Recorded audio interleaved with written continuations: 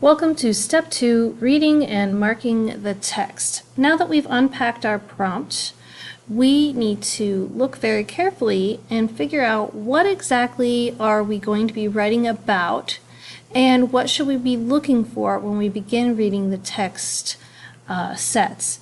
So we see that we are writing an informative essay. Informative essay means that we're taking the information that we've learned from the text sets and we are relaying that information to our reader. We are not arguing a point, we are not comparing and contrasting, we are simply informing our reader. We also want to make sure that we use evidence from the text to support our answer, which means we want to explain what we are trying to say based on the information that is provided to us in the text sets. What exactly are we explaining? Well, it says in the prompt, the similarities that exist between dogs and humans. So what would my purpose for reading and writing be? I am writing to explain the similarities that exist between dogs and humans. Go ahead to your planning sheet in your writing workshop packet and complete the question, what is your purpose for reading and writing? Your answer should be the same as what we just saw on the slideshow. I am writing to explain the similarities that exist between dogs and humans.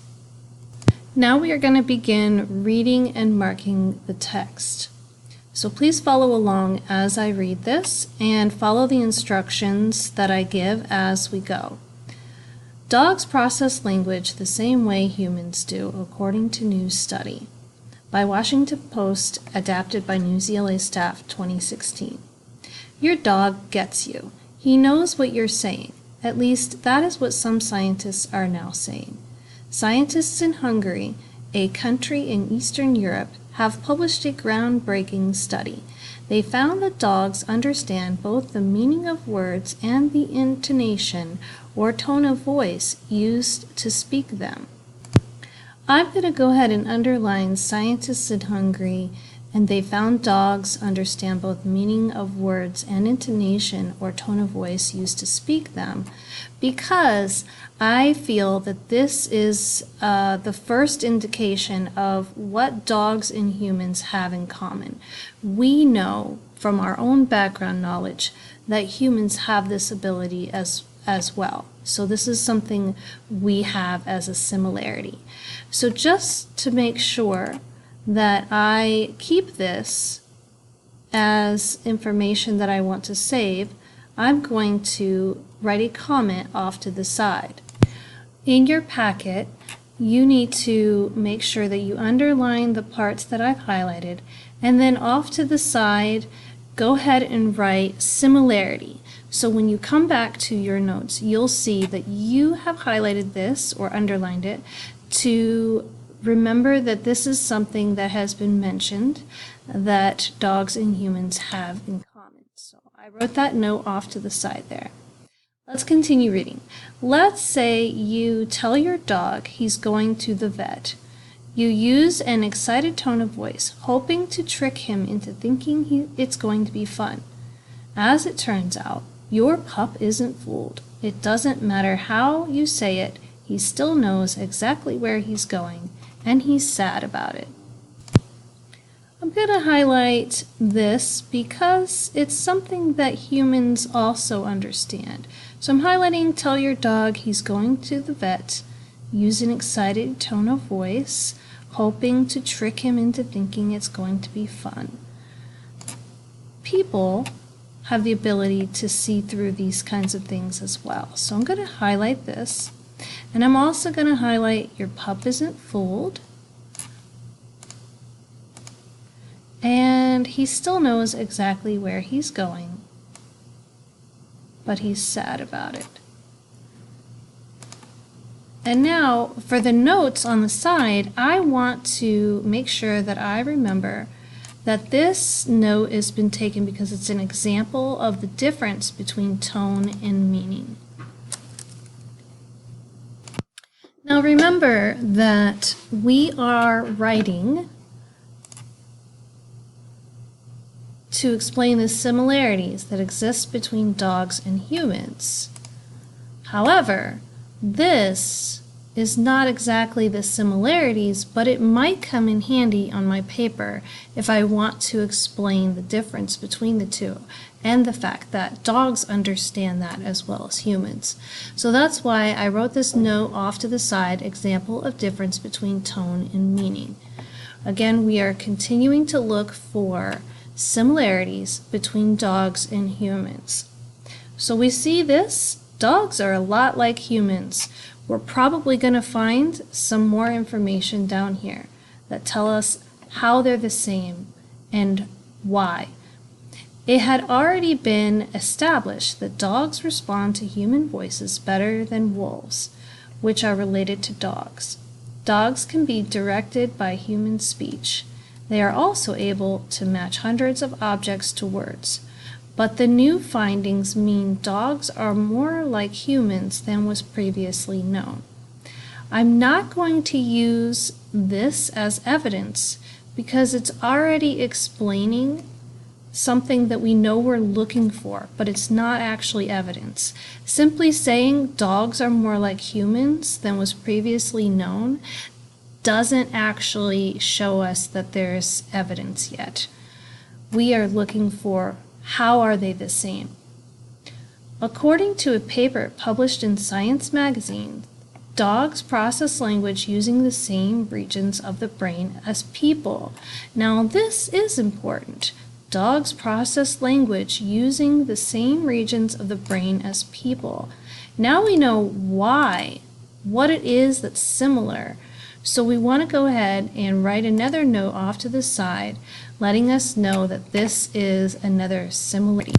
So we have another similarity here. So they understand the meaning and intonation of voice, and then they also use the same parts of the brain to process language as we do.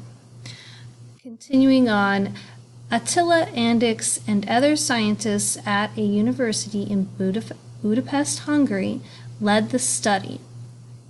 They brought in 13 family dogs, mostly golden retrievers and border collies.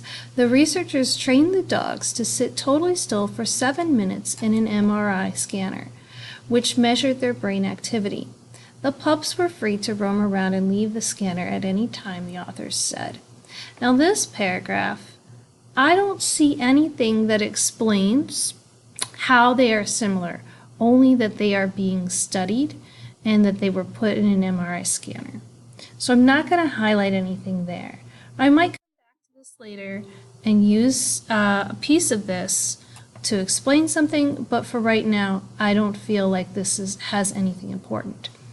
A female trainer familiar to the dogs then spoke common words of praise such as, "That's it," "clever," and "well done."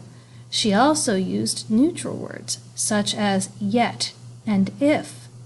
Researchers believed these neutral words were meaningless to the animals. Each dog heard each word in both a neutral tone and a happy motivational tone. Again, this isn't really explaining how we're similar, just how they are hearing the words, processing words and analyzing tone. Using the brain activity images, the researchers saw that the dogs processed the familiar words regardless of tone of voice. They processed them using the left hemispheres, just like humans. Meanwhile, the dogs analyzed the tone of voice in the auditory or ear-related regions of the right hemisphere. That's exactly how people analyze tones, the study said. So now we see that the dogs processed in the left hemisphere like humans, and they processed in the right hemisphere like humans.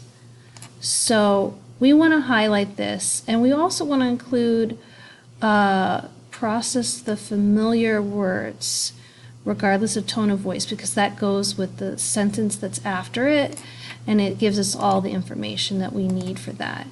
So now we want to make a little note off to the side, adding the comment that this is evidence of the similarity in the study. Dogs have a reward center in their brains. This area is triggered by pleasant things such as being petted, getting food, and embracing a mate.